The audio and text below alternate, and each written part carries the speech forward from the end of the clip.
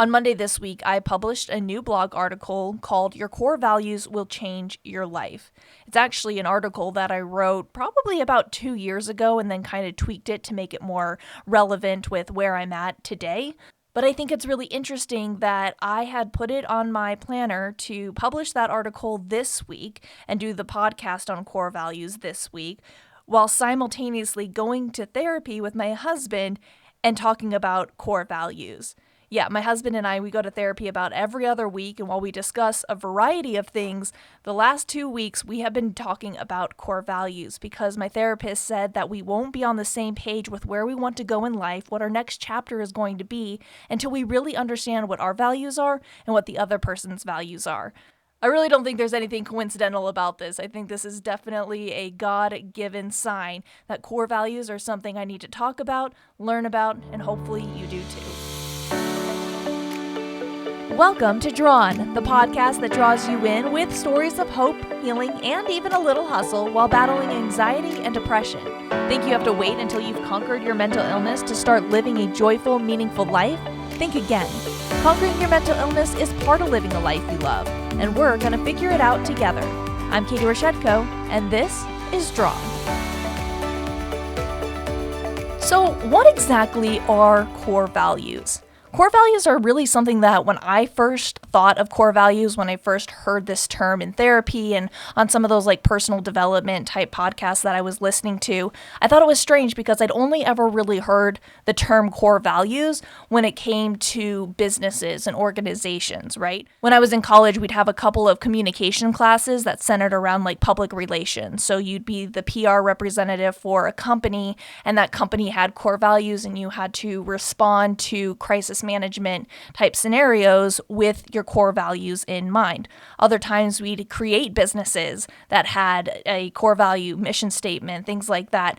And so when I think of core values, I often think of them in terms of business. Core values are really what keeps a business on track with their goals, direct decision making, and of course, it helps them keep a positive focus on the overall image of the company. Well, if we replace person or individual with company, it looks something like that.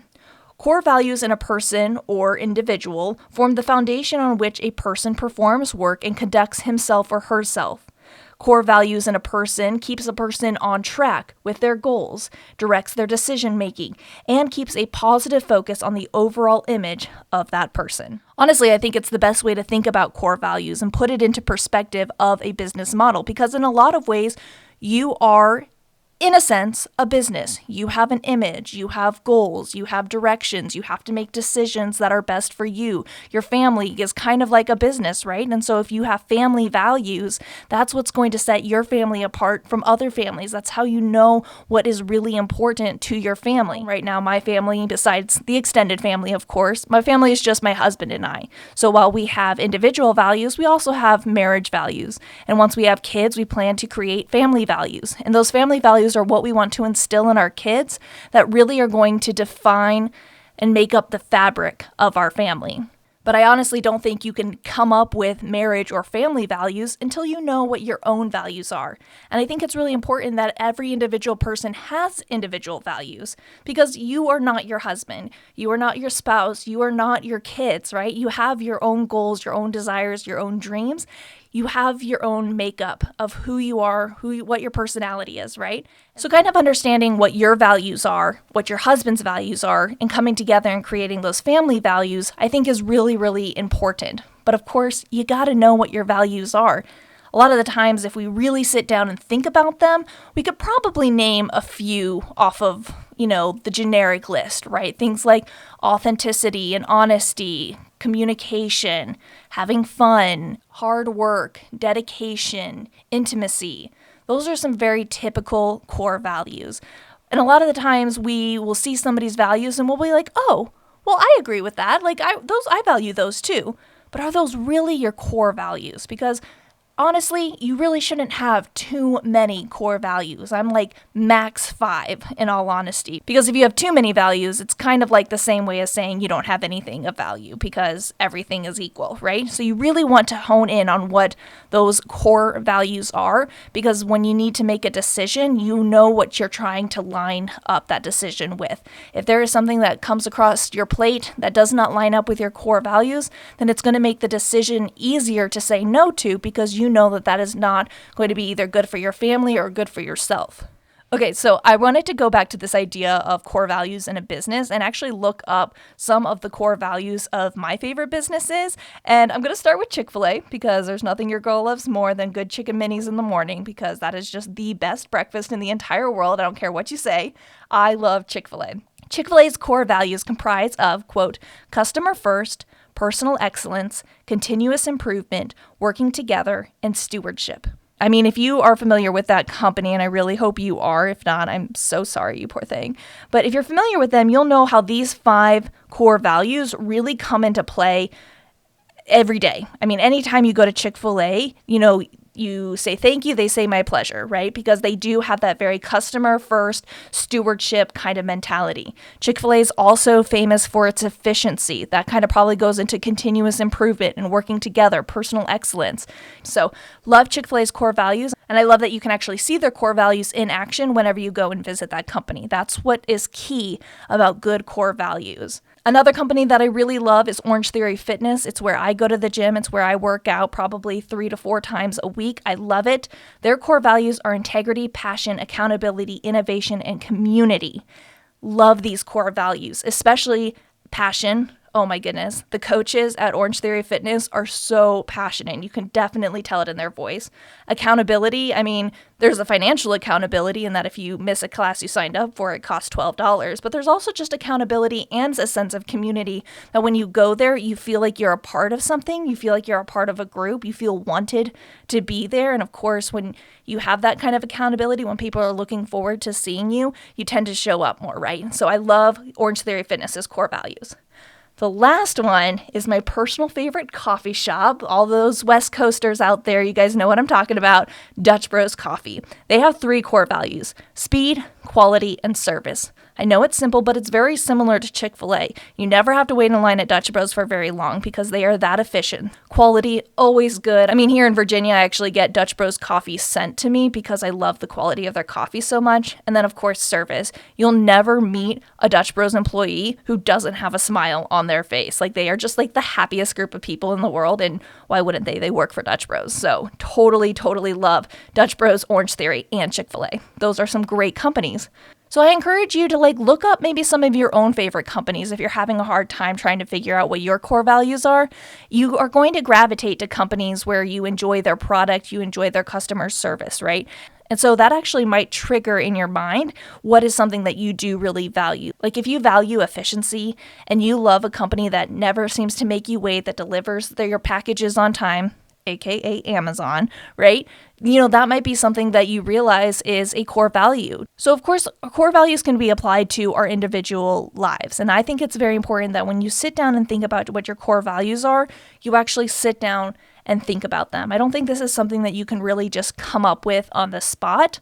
I think it's something that you really want to focus in on and decide what exactly are your core values, or what do you really want your core values to be? Because sometimes I feel like when we sit down and acknowledge what our core values are, we realize that we haven't actually been putting emphasis or making that value a priority in our life, even though intrinsically we know that it's a core value and we want it to be a core value. So that kind of will be a clue that we need to spend a little bit more time investing in that area of our life.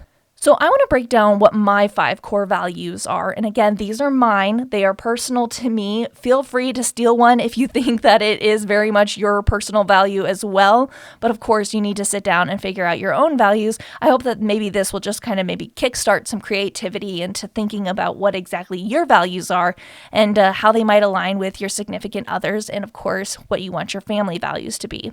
So my 5 core values are intentionality with relationships, excellence in work, pursuit of faith, knowledge with purpose, and growing where planted.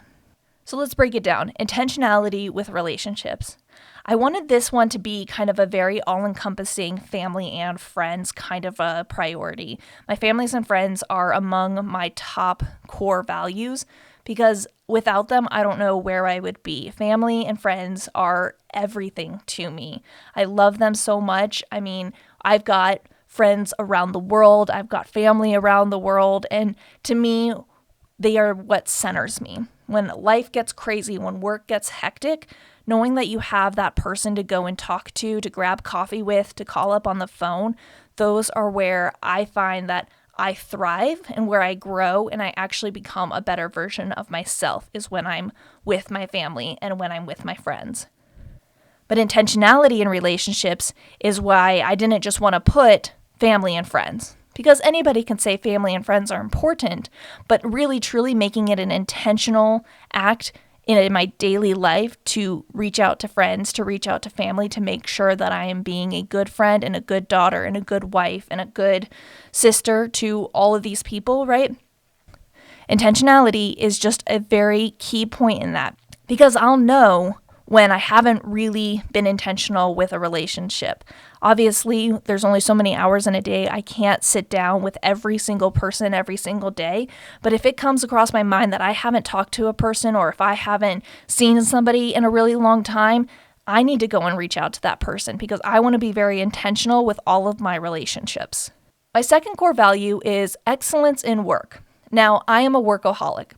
Not just in like my daily income making job, right, as a reporter at a local TV station, though I am very much a workaholic in that area of my life too, but I just mean work in general.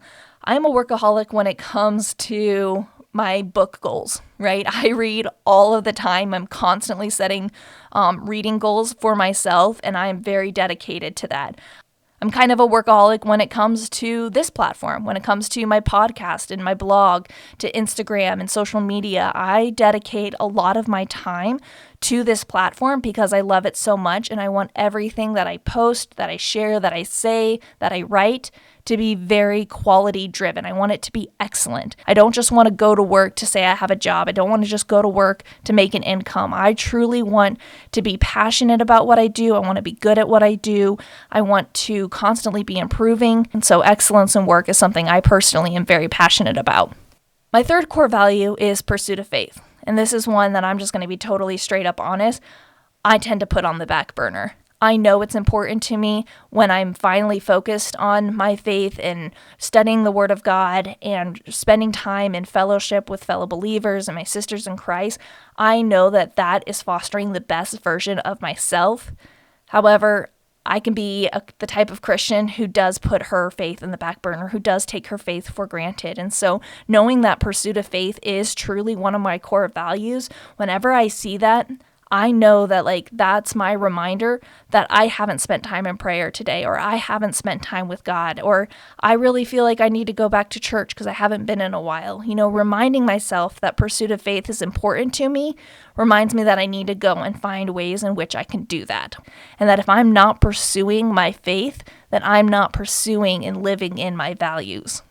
My fourth core value is knowledge with purpose. You may have heard me say this before. It's a quote by John Maxwell, who's like a leadership author and pastor and phenomenal speaker. It's just absolutely amazing. Well, he said that knowledge isn't power, applied knowledge is power. And I have this whole theory on why applied knowledge is so important. And it's about really gleaning information, not for the sake of being the smartest person in the room, but gleaning information with the intent of being able to help people and make this world a better place. Knowledge with purpose. I don't care how much you know if you have no purpose behind that knowledge. So in a lot of ways, when I was first going through my anxiety and depression back in 2018, knowledge was that thing that I was trying to just suck in like a vacuum. I mean, I wanted to be a sponge when it came to trying to understand mental health, mental illness, depression, anxiety, what the Bible had to say about it, what people had to say about it, who had overcome it, who were going through it. I mean, I was reading books after books after books, trying to understand this for myself. That was that knowledge with purpose. However, once I kind of got a little bit of my anxiety and depression under control, I was left with, okay, well, now what? Now I have all of this knowledge in my brain and it's helping me for sure. but I want to be able to help other people with it. I want all of this time that I've spent reading books and listening to podcasts to mean something, to have been worth something. And so that's really why I created Drawn in a lot of ways, is because I had all of this information that I gleaned over the last couple of years stored in my brain. And I was like, okay, I'm ready to get it out and start sharing it with people who might never otherwise get to hear something like this. And so that's really where knowledge with purpose became a core value in my life. And I've realized that that's just something that has intrinsically been a part of me for a very long time. I just didn't really have a term for it. But knowledge with purpose, definitely a core value in my life. My fifth and final core value is grow where planted. That's actually something that I know for a fact I've grown up with because it's something that my mom and dad have always said. I grew up in the military, and so every 2 to 3 years, we would move again. We would either move to a different neighborhood or we would move to a completely different state. And while the goodbyes were always really sad, there was always this sense of like hope and purpose in that wherever God was sending us for this next chapter in our life, there was going to be a reason for it, and that we were going to grow and learn and become the next best version of ourselves because of those experiences that we were going to otherwise not have been able to have. If you have a core value that's similar to growing where planted, I think that's where optimism comes in. And that's where that sense of like, okay, I may not like where I'm at right now, but I'm clearly here for a reason, and I'm going to do the best I can to make the most of that situation, right? Growing where planted has this idea that even if we are in a terrible season, that there's a reason why we're going through that. And, we have to fight through the dirt. We have to fight through the worms and the mold and the bugs and all of this stuff to break a sprout up out of the ground and flourish into this beautiful flower. And I don't know about you, but there have been seasons in my life where I very much hated where I was at. My very first job out of grad school was a good job. There was nothing wrong with the job itself. I had a lot of fun. I made friends.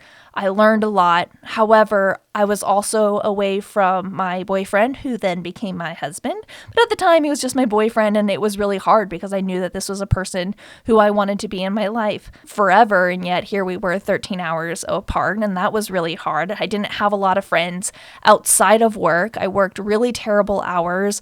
I had a knee injury that kept me from being able to do a lot of things that I wanted to do. So it was very, very lonely. And it was a season where I just kept asking God, why did you send me here?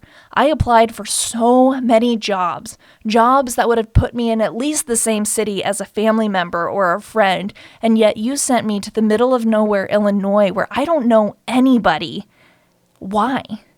Sometimes you don't get answers, right? But sometimes I think you make answers. For me, I knew that this was a leap of faith, and this was a chance for me to get out on my own, to figure out things that I never otherwise had to figure out because I'd always had people in my life to do them for me. It was a chance for me to really figure out what my values were, really getting an idea of how miserable I was without Sam immediately in my life.